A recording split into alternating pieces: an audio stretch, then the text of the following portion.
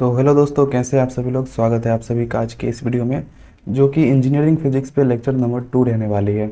आप सभी को मैं बता देता हूं कि अगर अभी तक आपने लेक्चर नंबर 1 नहीं देखा है तो आप सभी लेक्चर नंबर 1 ज़रूर देख लें और उसके बाद ही ये लेक्चर देखें, ताकि आपको अच्छे से समझ में आए कि मैं आखिर क्या यहाँ पे समझाने का प्रयास कर रहा हूँ, वो आपके लिए अच्छा होगा।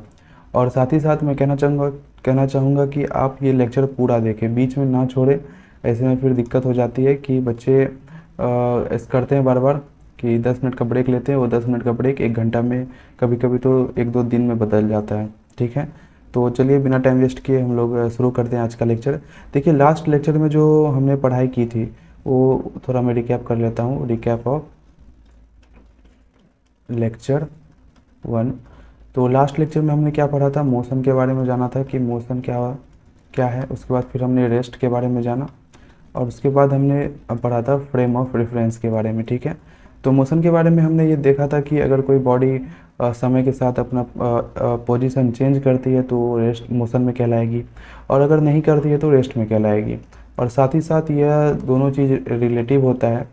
ये दोनों चीज़ क्या होता है, रिलेटिव होता है एक दूसरे का, और डिपेंड करता है कि ऑब्जर्वर किस फ्रेम से उसे देख रहा है, यानी कि उसका नज़रिया क्या है देखने का। फ्रेम, अगर ऑब्जर्वर रेस्ट पे है तो इनर्शियल फ्रेम ऑफ रेफरेंस, और अगर ऑब्जर्वर एक्सलरेटिंग यानी कि मोशन में है, या तो उसका ए जीरो नहीं है, या तो एक्सलरेट कर रहा है या तो डी एक्सलरेट कर रहा है, लेकिन ए जीरो नहीं है, नहीं होना चाहिए, तो वो non inertial frame of reference कहलाता है।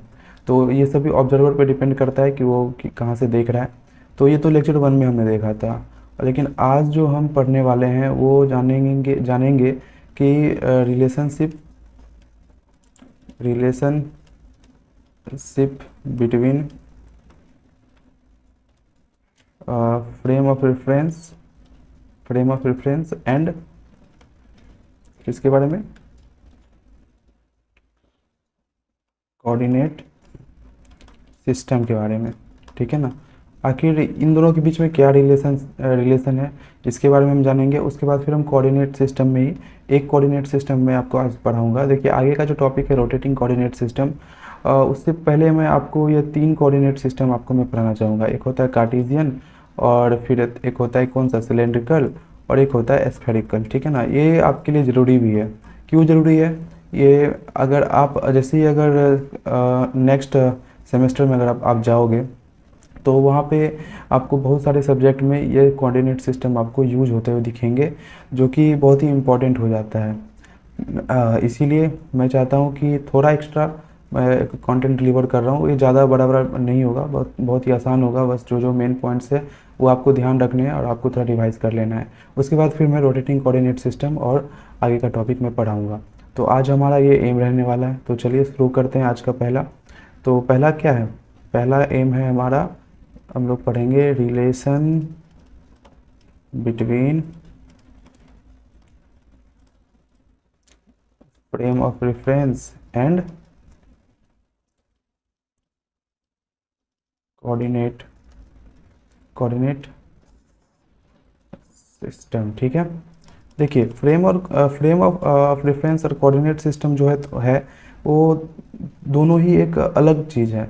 आप इसे, कई बच्चे ना ये कन्फ्यूज़न में रहते हैं, या फिर वो यह मान के चलते हैं कि फ्रेम ऑफ रेफरेंस और कोऑर्डिनेट सिस्टम एक ही चीज़ है, लेकिन ऐसा बिल्कुल भी नहीं है। फ्रेम ऑफ रेफरेंस एंड मैं शॉर्ट में लिखता हूँ coordinate system are two different things. यह बात आपको समझना होगा, यह दोनों ही एक डिफरेंट चीज़ें हैं, ये दोनों सेम नहीं हैं। लेकिन आपको यह भी समझना होगा, but they are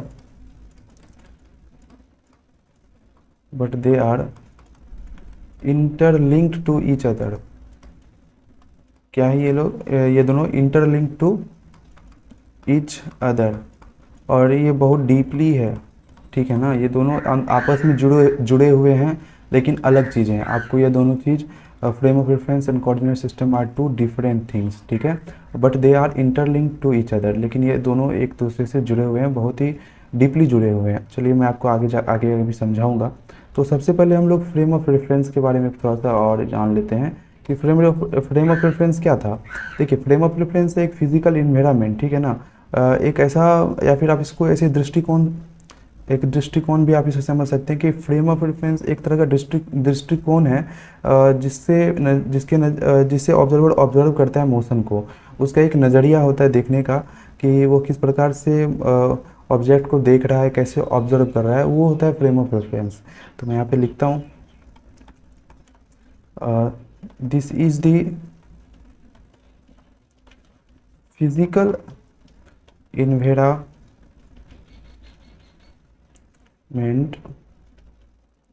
from where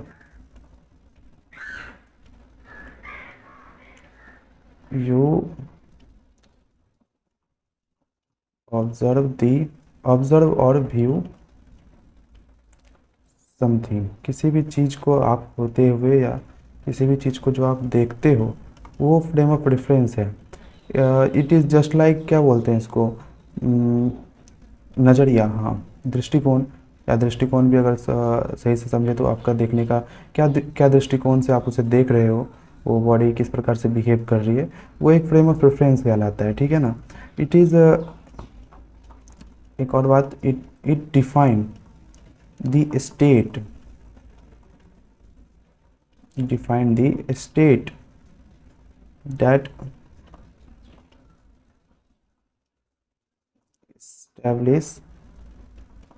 establishes whether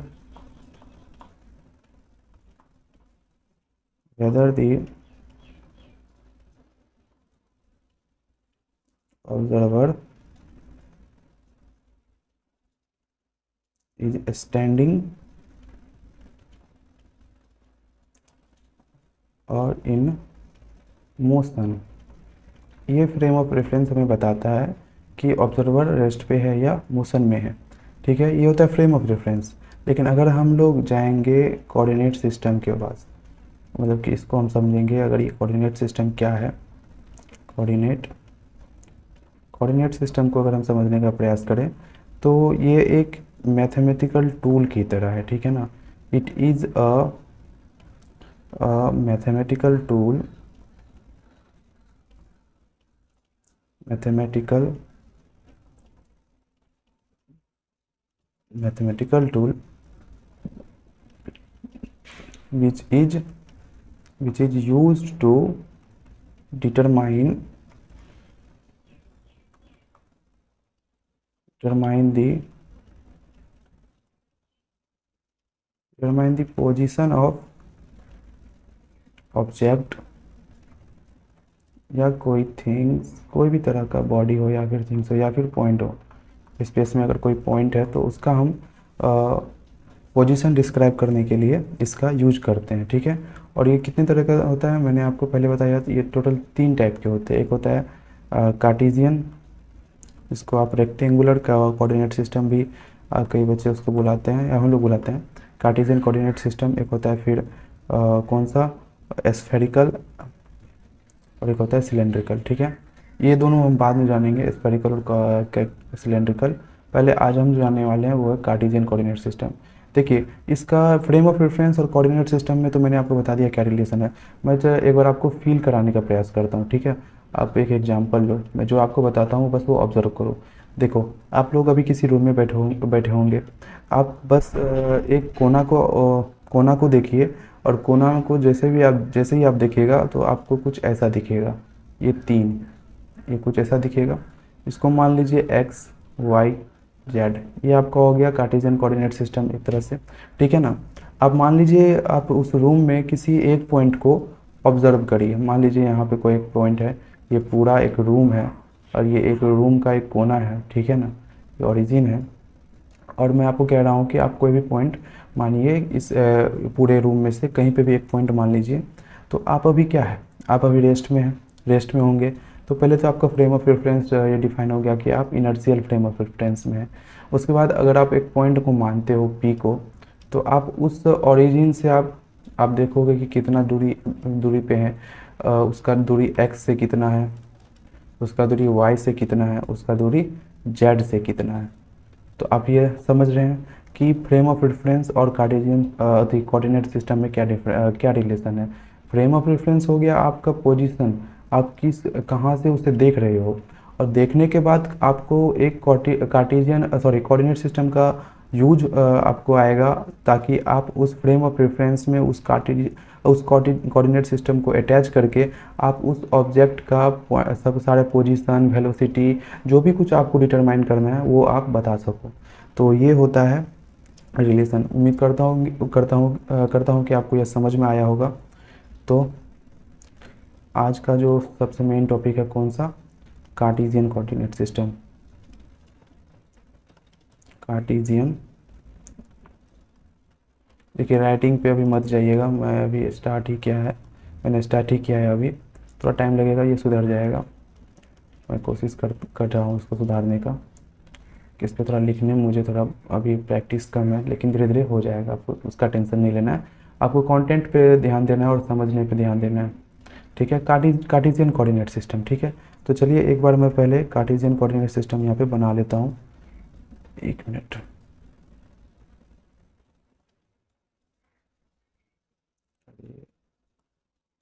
ठीक है,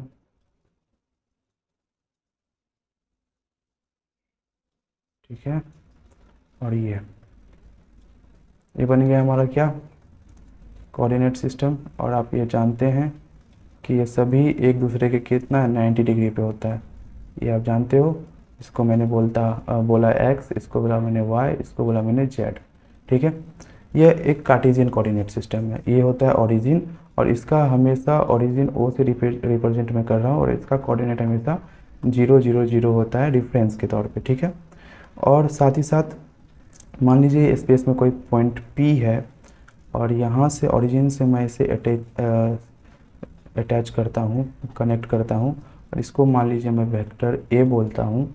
तो वेक्टर A रिप्रेजेंट कैसे होगा, मान लीजिए ये x में और y में इतना है, और z में भी होगा आगे, ये तब इसका कोऑर्डिनेट क्या लिखाएगा, x y z। और वेक्टर A जो है तो किस प्रकार से हम लिखेंगे, x i cap, y j cap, और z k कैप। ये इस तरह से लिखा जाएगा कार्टेशियन कोऑर्डिनेट सिस्टम में, ठीक है। उसके बाद चलिए रुकिए, आगे चलता हूँ। तो देखिए x क्या है यहाँ पे, x को आपको समझना होगा, डिस्टेंस फ्रॉम yz प्लेन। देखिए यहाँ पे एक बार देखिए ये क्या है, x है y है, तो ये हो गया टोटल xy प्लेन, ये हो गया आपको xy प्लेन, ठीक है। ये हो गया आपको zx प्लेन, z और x, और ये हो गया आपको yz प्लेन, ठीक है। दिखा, तो ये हो गया आपको yz प्लेन, ठीक है। ये हो गया आपको क्या, xy plane, sorry xz plane, और ये हो गया सिमिलरली xy प्लेन, ठीक है। पर आप और अभी आपको एक और चीज़ समझना होगा। देखिए यह सिर्फ x इतना ही नहीं होगा, ठीक है, ये x इधर भी होगा -x, ठीक है। ये y नीचे भी होगा, ये नीचे भी होगा -y, सिमिलरली ये इधर भी होगा -z, ठीक है ना। वो मैं आपको दिखा नहीं रहा हूँ, लेकिन आपको थोड़ा इमेजिन कर लेना है, थोड़ा पिक्चर, नहीं तो फिर अच्छा नहीं बनेगा, थोड़ा ख़राब लगेगा देखने में। तो अब समझ रहे हैं ना कि x इधर भी है, y ऊपर भी है, और z उसके उधर भी है, अपोजिट डायरेक्शन में भी है। तो ये प्लस है, प्लस डायरेक्शन में है ये y, ये सभी मैंने क्या लिया है, प्लस डायरेक्शन में। तो आपको x क्या है यहाँ पे, x जो है वो है डिस्टेंस फ्रॉम yz प्लेन। ये जो टोटल yz प्लेन है, ये जो yz प्लेन आप देख रहे हो, इस प्लेन, देखो ये yz प्लेन सिर्फ इतना दूर नहीं होगा, ये उधर भी होगा, क्योंकि -z तो उधर भी है, -z इधर भी है ना, ऐसे -z इधर भी है। तो ये टोटल जो प्लेन है yz प्लेन, उससे उसका जो ओरिजिन है वहाँ से क्या दूरी है, वो है x, ठीक है। x ये पूरा प्लेन हो गया yz, समझो इसे, yz पूरा प्लेन हो जाएगा। और उसके यहाँ पे ओरिजिन है, तो yz एक प्लेन है, और वहाँ से उस पॉइंट का x डायरेक्शन में क्या दूरी है, वो हो गया x, ठीक है। अब चलिए सिमिलरली हम यहाँ पे लिख सकते हैं y क्या है हमारा, distance from x z plane, और उसी प्रकार से z क्या है, distance from x y plane. ठीक है, आशा करता हूँ कि आपको यह थोड़ा क्लियर हुआ होगा। अगर आपको नहीं हुआ है क्लियर तो एक बार मैं फिर से समझाता हूँ। देखिए x क्या है, वाई जेड प्लेन है ये टोटल, मैं अगर इसको लिख करूँ तो ये टोटल यहाँ से यहाँ ये आगे भी जाएगा, ऐसे भी जाएगा, ये टोटल y, ऊपर भी y है नीचे भी y है, नीचे भी कर लो। ये देखो ये पूरा वाई जेड प्लेन है, ऐसे करके वाई जेड प्लेन है, इसको इमेजिन करो।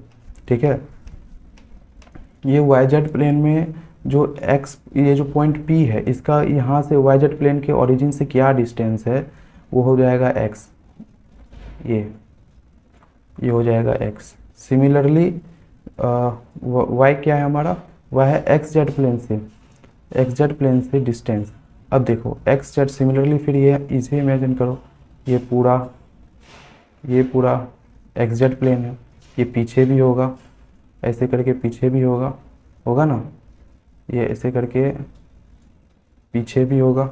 ये हो गया हमारा क्या, x z plane. X z plane में एक्स जेड प्लेन हो गया, और उसके बाद फिर ओरिजिन से कितना ऊपर है ये पॉइंट, सिमिलरली ये हो गया हमारा क्या, वाई हो जाता है।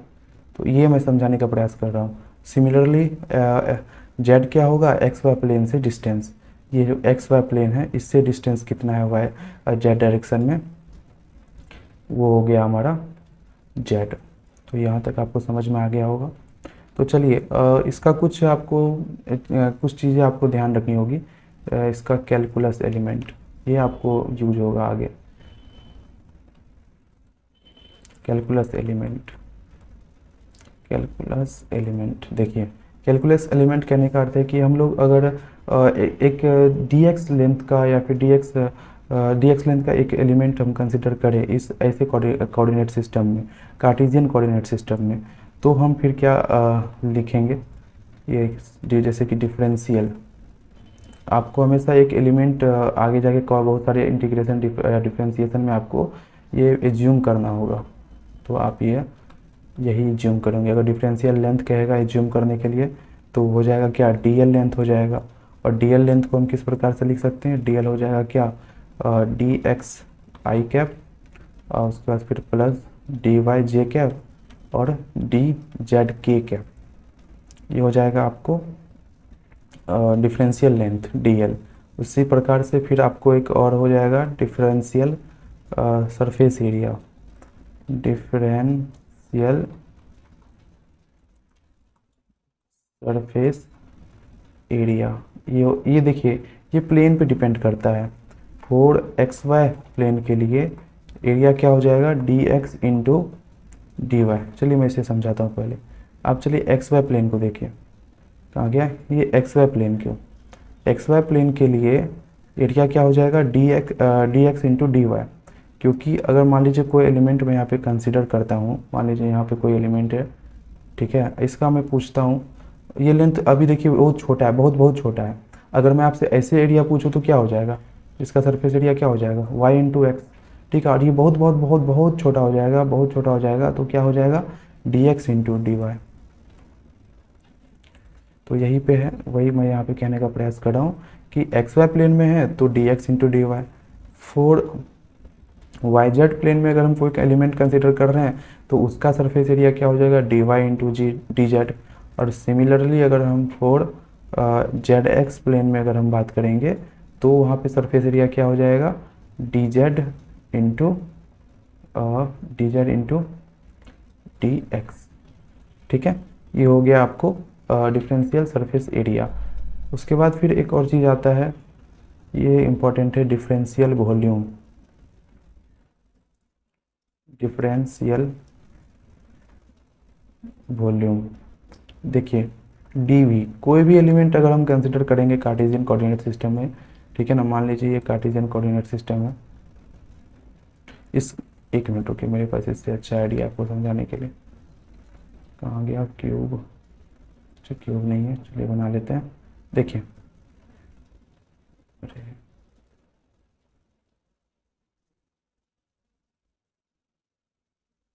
क्वेश्चन बना है, देखिए ये एक है, ये एक है।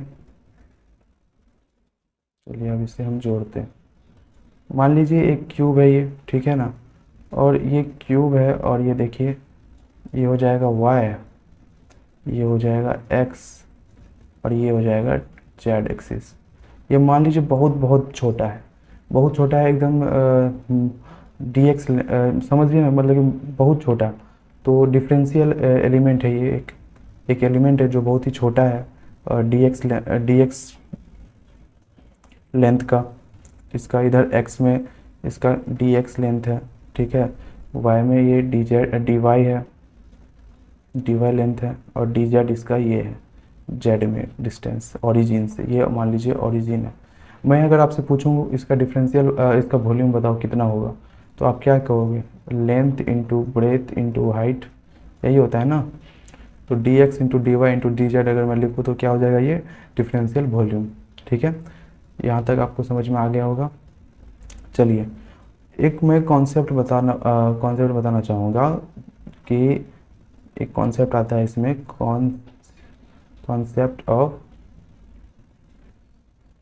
Concept of right hand rule. Right hand rule, मैं आपसे कुछ क्वेश्चन पूछता हूँ, बताओ मुझे कि मैं यहाँ पे क्या लिखूँ, और यहाँ पे क्या लिखूँ, यहाँ पे क्या लिखूँ। एक बच्चा मुझे बताता है सर यहाँ पे x लिखो, यहाँ y लिखो, यहाँ z लिखो, जो चलता आया। लेकिन किसी के मन में क्वेश्चन आता है कि सर क्या हम इस प्रकार से नहीं लिख सकते हैं, इसको हम x लिख रहे हैं, इसको y, एक मिनट, किस ऐसे, या हम इसको x लिख रहे हैं, इसको y लिख रहे हैं, इसको z लिख देते हैं। मैं z इधर बनाऊं कि इधर बनाऊं, मुझे ये इस बात पे मुझे समझाओ, या फिर खुद ही सोचो कि ये सही है तो क्या ये सही नहीं है, ये गलत है? गलत है तो कैसे है?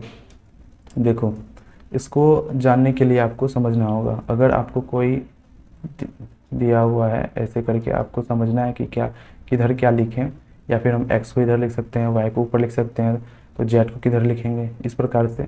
तो मान लो पहला आप मान लो कि ये मान लो ये x है, ठीक है ना, और अपना राइट हैंड खोलो, और ये आपका हो जाएगा राइट हैंड की तरफ अगर आपका वो करते हो, उंगली को रखते हो, ठीक है, राइट हैंड, और एक्स के डायरेक्शन में आप एक डायरेक्शन मान लो, एक्स डायरेक्शन, और राइट हैंड के जो फिंगर्स हैं उसको एक्स डायरेक्शन की ओर ले जाओ, ठीक है, और उसको कर्ल करो, ठीक है, उसको मोड़ो। उसको जैसे ही मोड़ोगे तो जिधर वो मुड़ेगा उधर हो जाएगा वाई, और जिधर थंब जाएगा वो हो जाएगा जेड एक्सिस, ठीक है। तो यही है, तो एक्स डायरेक्शन में आप रखोगे फिंगर को, राइट हैंड के फिंगर को, ठीक है, और उसी प्रकार से राइट हैंड, देखो अभी मैंने हाथ को ऐसे, हाथ का जो क्या बोलते हैं उसको, तरवा बोलते हैं आप लोग, जो उधर बोलते हो, समझो बस बात को, कि उंगली को अभी मैंने सीधा हाथ रखा है, सीधा हाथ मतलब फ्लैट, ठीक है, फ्लैट रखा है। तो मैंने अभी उंगली इस पर, हाथ इस प्रकार से रखा है, ऐसे करके है, मेरा हाथ ऐसे है, ठीक है, और ये उंगली को मैंने ऐसे कर्ल किया, तो ये ऊपर की तरफ कर्ल हो रहा है, ऊपर की तरफ कर्ल हो रहा है, तो वाई हो गया मेरा ऊपर, और जेड हो गया ऐसे, थंब मेरा किस प्रकार डायरेक्शन कर रहा है, इधर डायरेक्शन कर रहा है, तो ये हो गया जेड, ठीक है। तो यही होता है concept of right hand rule. चलिए अब जो हमारा दूसरा टॉपिक है आज, वो है प्रोजेक्शन ऑफ वेक्टर।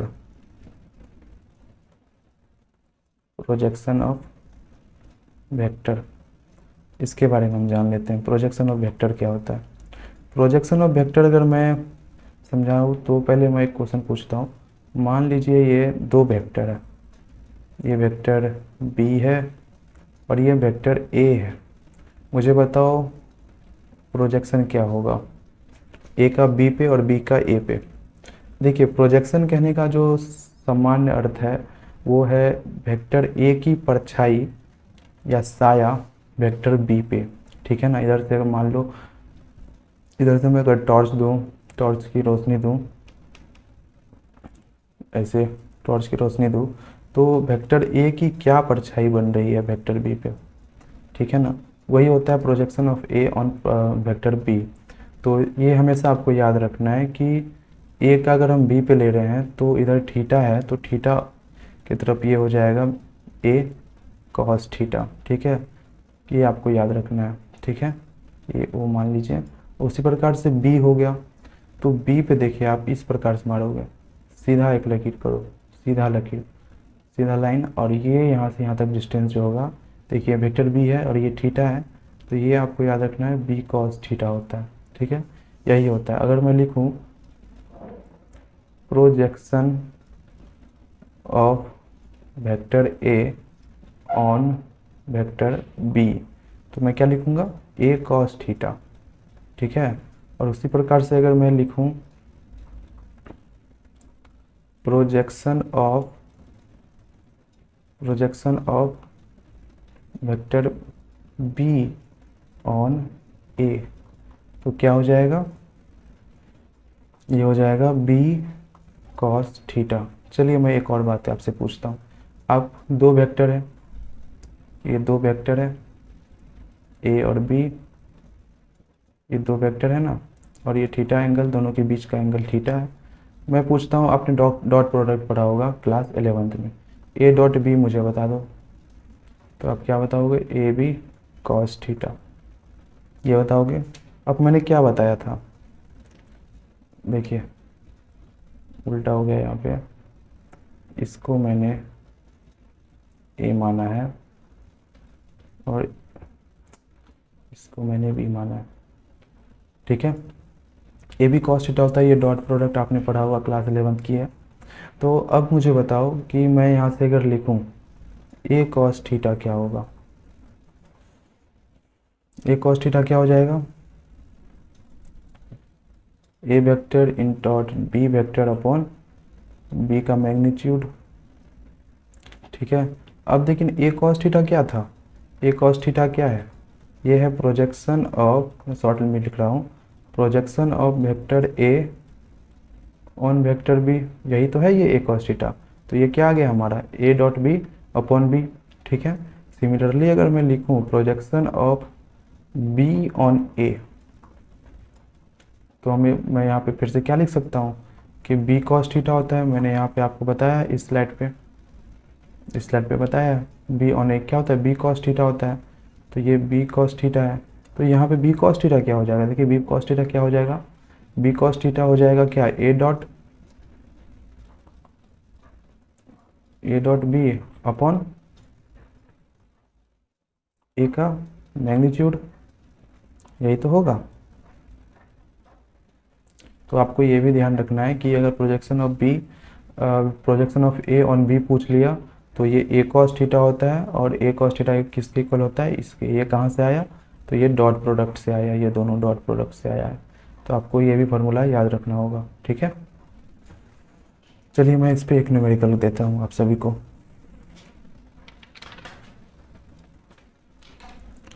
न्यूमेरिकल है, मान लीजिए ए है, ए कोई वेक्टर है, ए का है 3i cap plus 2j cap minus के, ठीक है, और वेक्टर बी है क्या, तो 2i cap plus 3j cap minus में प्लस 6 के, ठीक है, यही क्वेश्चन है। मैं आपसे पूछ रहा हूँ कि बताओ projection of a on b. मान लो यहाँ पे मैंने कोई एंगल तो दिया नहीं है, तो इसका मैं अभी फार्मूला क्या बताया था, ए ऑन बी पूछ रहा है, ए ऑन बी क्या है, ए कॉस थीटा क्या है, a dot b upon B.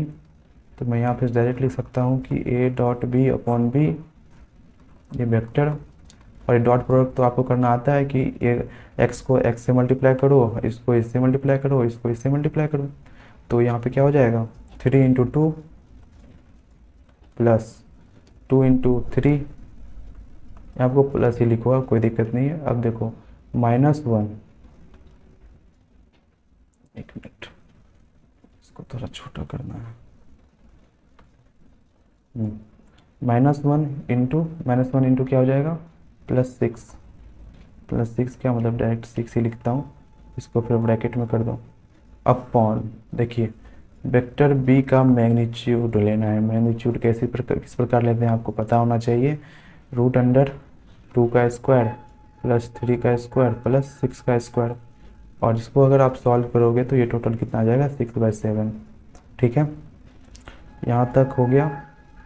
अगर आपको कोई भी पॉइंट में यहाँ तक दिक्कत है, हमारा आज पॉइंट 2 पॉइंट था, 2 था पढ़ने का। कौन कौन सा था आज हम लोग का? 2 पॉइंट था कि relation between frame of reference and coordinate system पढ़ना है, और एक coordinate system Cartesian coordinate system हम लोग को डील करना है।